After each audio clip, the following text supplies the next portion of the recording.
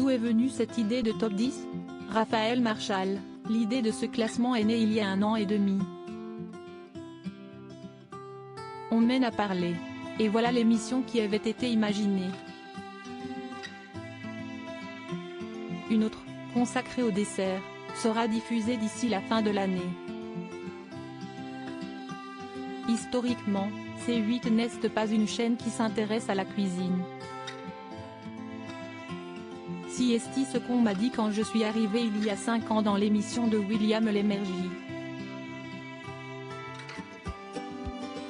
J'y interviens toujours 2 fois par semaine dans des reportages où je parle des produits.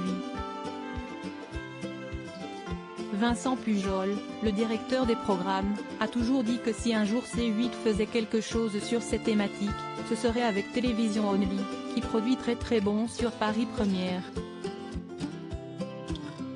Comment s'est fait le choix de Yannick Aleno pour co-animer l'émission?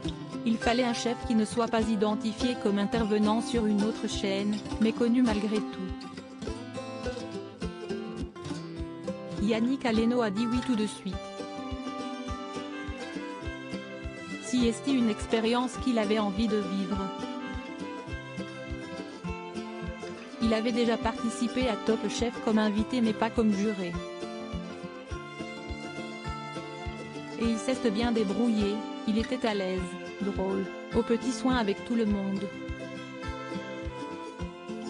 Dans ce programme, il y a beaucoup d'infos, de malice et de gourmandise. Quelle est la mécanique de l'émission? On découvre les résultats d'un sondage. Toutes les régions sont représentées, surtout celles de l'Est. Donc, avec Yannick, on est sur place pour raconter l'histoire du plat.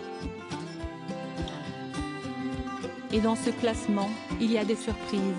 On pensait que le couscous ou la choucroute arriverait en tête, mais ce n'est pas le cas.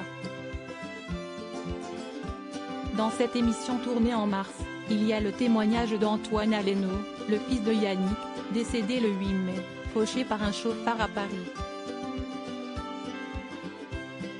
Quel est le contexte de cette séquence?